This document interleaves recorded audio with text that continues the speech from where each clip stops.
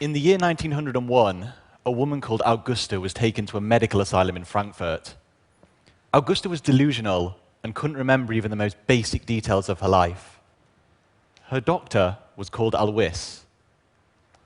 Alois didn't know how to help Augusta, but he watched over her until sadly she passed away in 1906. After she died, Alois performed an autopsy and found strange plaques and tangles in Augusta's brain, the likes of which he'd never seen before. Now here's the even more striking thing.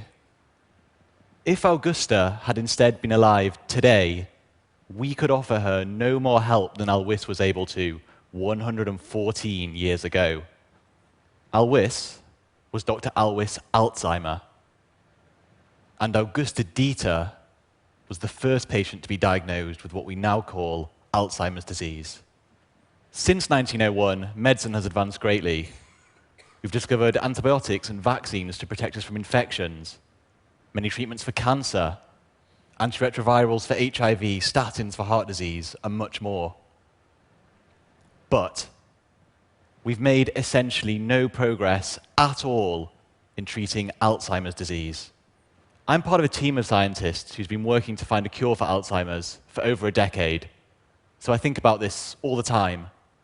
Alzheimer's now affects 40 million people worldwide, but by 2050, it will affect 150 million people, which, by the way, will include many of you.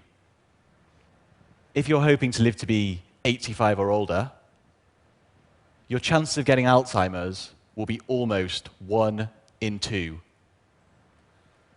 In other words, odds are you'll spend your golden years either suffering from Alzheimer's or helping to look after a friend or loved one with Alzheimer's. Already in the United States alone, Alzheimer's care costs $200 billion every year. 1 out of every 5 Medicare dollars gets spent on Alzheimer's. It is today the most expensive disease, and costs are projected to increase 5-fold by 2050 as the baby boomer generation ages. It may surprise you that, put simply, Alzheimer's is one of the biggest medical and social challenges of our generation, but we've done relatively little to address it. Today, of the top 10 causes of death worldwide, Alzheimer's is the only one we cannot prevent, cure, or even slow down. We understand less about the science of Alzheimer's than other diseases because we've invested less time and money into researching it. The US government spends 10 times more every year on cancer research than on Alzheimer's, despite the fact that Alzheimer's costs us more and causes a similar number of deaths each year as cancer. But the lack of resources stems from a more fundamental cause, a lack of awareness. Because here's what few people know, but everyone should. Alzheimer's is a disease, and we can cure it. For most of the past 114 years, everyone, including scientists, mistakenly confused Alzheimer's with aging. We thought that becoming senile was a normal and inevitable part of getting old. But we only have to look at a picture of a healthy age brain compared to the brain of an Alzheimer's patient to see the real physical damage caused by this disease. As well as triggering severe loss of memory and mental abilities, the damage to the brain caused by Alzheimer's significantly reduces life expectancy and is always fatal. Remember Dr. Alzheimer found strange plaques and tangles in Augusta's brain a century ago? For almost a century, we didn't know much about these. Today, we know they're made from protein molecules. You can imagine a protein molecule as a piece of paper that normally folds into an elaborate piece of origami. There are spots on the paper that are sticky, and when it folds correctly, these sticky bits end up on the inside. But sometimes things go wrong, and some sticky bits are on the outside. This causes the protein molecules to stick to each other, forming clumps that eventually become large plaques and tangles. That's what we see in the brains of Alzheimer's patients. We've spent the past 10 years at the University of Cambridge trying to understand how this malfunction works. There are many steps, and identifying which step to try to block is complex, like defusing a bomb. Cutting one wire might do nothing, Cutting others might make the bomb explode.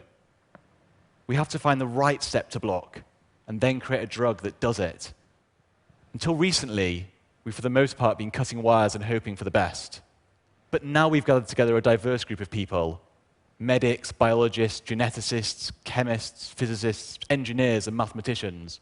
And together, we've managed to identify a critical step in the process and are now testing a new class of drugs which should specifically block this step and stop the disease. Now let me show you some of our latest results. No one outside of our lab has seen these yet. Let's look at some videos of what happened when we tested these new drugs in worms. So these are healthy worms, and you can see they're moving around normally. These worms, on the other hand, have protein molecules sticking together inside them, like humans with Alzheimer's, and you can see they're clearly sick. But if we give our new drugs to these worms at an early stage, then we see that they're healthy and they live a normal lifespan. This is just an initial positive result, but research like this shows us that Alzheimer's is a disease that we can understand and we can cure. After 114 years of waiting, there's finally real hope for what can be achieved in the next 10 or 20 years. But to grow that hope, to finally beat Alzheimer's, we need help. This isn't about scientists like me, it's about you.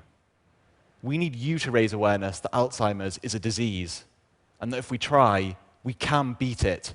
In the case of other diseases, patients and their families have led the charge for more research and put pressure on governments, the pharmaceutical industry, scientists, and regulators. That was essential for advancing treatment for HIV in the late 1980s. Today, we see that same drive to beat cancer. But Alzheimer's patients are often unable to speak up for themselves, and their families, who are the hidden victims, caring for their loved ones night and day, are often too worn out to go out and advocate for change. So, it really is down to you. Alzheimer's isn't for the most part a genetic disease. Everyone with a brain is at risk. Today, there are 40 million patients like Augusta who can't create the change they need for themselves. Help speak up for them, and help demand a cure. Thank you.